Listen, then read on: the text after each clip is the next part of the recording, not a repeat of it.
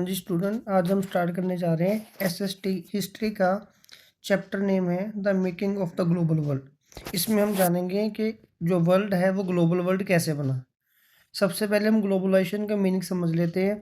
देखो, ग्लोबलाइजेशन तब बोला जाता है जब आइडियाज़ का ट्रांसफ़र होता है, कल्चर का ट्रांसफ़र होता है, ट्रेड का ट्रांसफ़र होता है, लोग माइग्रेट होते हैं, या फिर हम ये समझ सकते हैं कि हम होल अर्थ को वन मार्केट मान लेते हैं कि हर एक जगह हर एक चीज़ एक जगह से दूसरी जगह भी इजीली मूव हो जाती है। अब ग्लोबलाइजेशन ऐसे नहीं है कि ये पिछले 100 50 200 सालों से होते आ रहा है, ये पुराने हज़ारों सालों से एंशियंट टाइम से होते आ रहा है। पुराने टाइम पे क्या होता था कि जो ट्रैवलर्स होते थे, जो ट्रेडर होते थे, जो पेरिस्ट लोग होते थे, ये लॉन्ग लॉन्ग डिस्टेंस ट्रैवल करते होते थे, ये जॉब्स के लिए, अपॉर्चुनिटी के लिए, स्पिरिचुअल फुलफिलमेंट के लिए, नॉलेज के लिए। और जब ये लोग ऐसे मूव करते थे तो इसके साथ ही ट्रांसफ़र होता था आइडियाज़ का, गुड्स का, फूड का, मनी का, न्यू न्यू इन्वेंशंस का, और इस अपने साथ ही जम्स लेके आते थे और साथ ही नॉलेज का।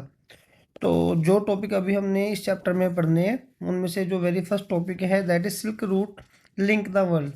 अब क्या होता था कि जो मान के चलो कि अगर यहाँ पे हमारे पास ये इंडिया का मैप है, मैं रफली समझा रहा हूँ, तो इंडिया के ऊपर ये यहाँ पे चाइना आ रहा है, तो चाइना के थ्रू ये जो रास्ता था ये हमें दूसरे नेशन से जोड़ता था, वेस्टर्न कंट्री के साथ जोड़ता था, और इंडिया से भी जो सामान सेल होने के लिए जाता था वो भी यहाँ से दूसरे देशों में जाता था। ठीक है, तो इस रास्ते को हम बोलते हैं सिल्क रूट। ये सिल्क जो रूट था ये इन दोनों देशों को, या मान के चलो बाकी सारे देशों को आपस में लिंक करता था। वो कैसे लिंक करता वो हम इसमें पढ़ेंगे। सबसे पहली बात ये है कि चाइना ने जो वेस्टर्न कंट्री के साथ लिंक किया, बाकी नेशन के साथ लिंक किया, वो सिल्क रूट के थ्रू किया। और इसके अलावा और भी कई सारे रास्ते थे, जो लैंड के थ्रू होके जाता था, सी के थ्रू होके जाता था। और कौन कौन सा सामान जाता होता था, चाइनीज़ पोट्री वगैरह, चाइनीज़ के जो मिट्टी के बर्तन वगैरह हो जाते थे, इसमें सिल्क ट्रैवल करता था, टेक्सटाइल ट्रैवल करते थे, इंडिया से स्पाइसेस ट्रैवल करते थे। ठीक है, साउथ एशिया और बाकी कंट्रीज़ में इसी रूट के थ्रू जाते थे।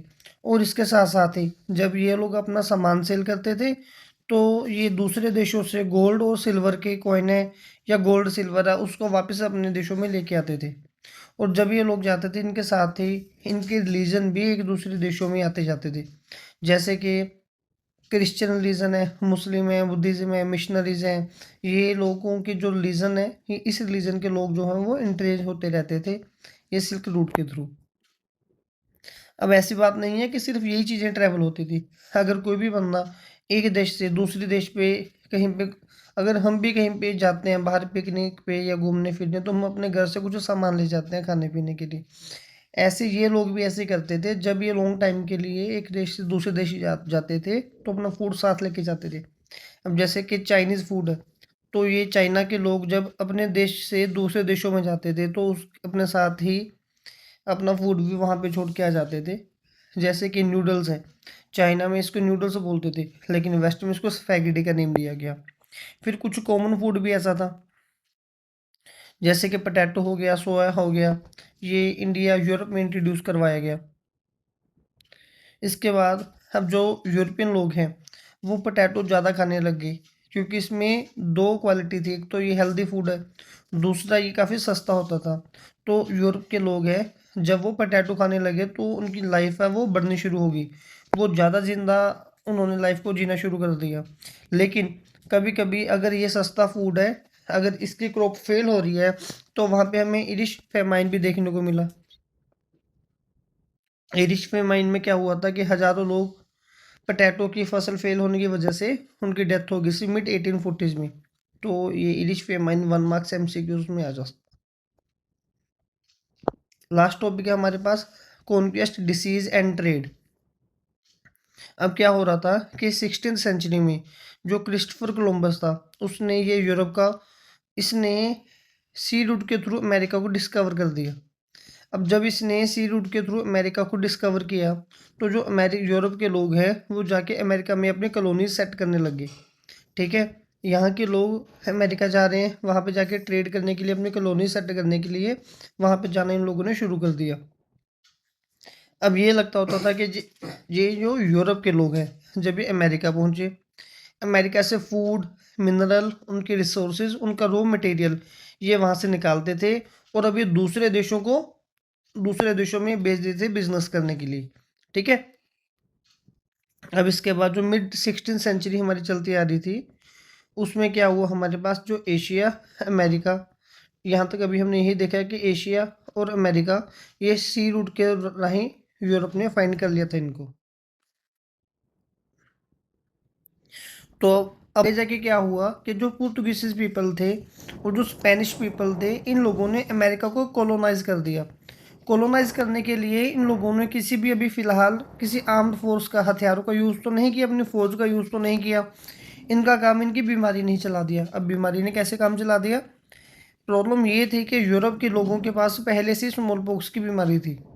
अब अगर किसी भी पर्सन को स्मॉल पॉक्स की एक बीमारी हो जाती है, तो हमारी बॉडी के अंदर ही उसको उससे लड़ने के लिए इम्यूनिटी पैदा हो जाती है कि किसी बंदे को 2 बार 3 बार ये वापस से बीमारी नहीं होती। अमेरिका में ना तो ये कभी बीमारी थी, अगर ये बीमारी ही नहीं है तो लोगों के पास इम्यूनिटी भी फर्स्ट टाइम पे नहीं होगी। तो जब यूरोप के लोग अमेरिका में आए तो वो अपने साथ ही बीमारी साथ में लेके आए। ये बीमारी साथ में लेके आने के बाद अमेरिका के लोगों को स्मॉल पॉक्स ने कैप्चर किया, लेकिन उनके पास इम्यूनिटी नहीं थी, तो वो लोग तो वैसे अंदर से खोखले हो गए। तो क्या हुआ जी, ये जो डिसीज़ थी स्मॉल पॉक्स की, ये पूरे ऑल ओवर अमेरिका में स्प्रेड होगी।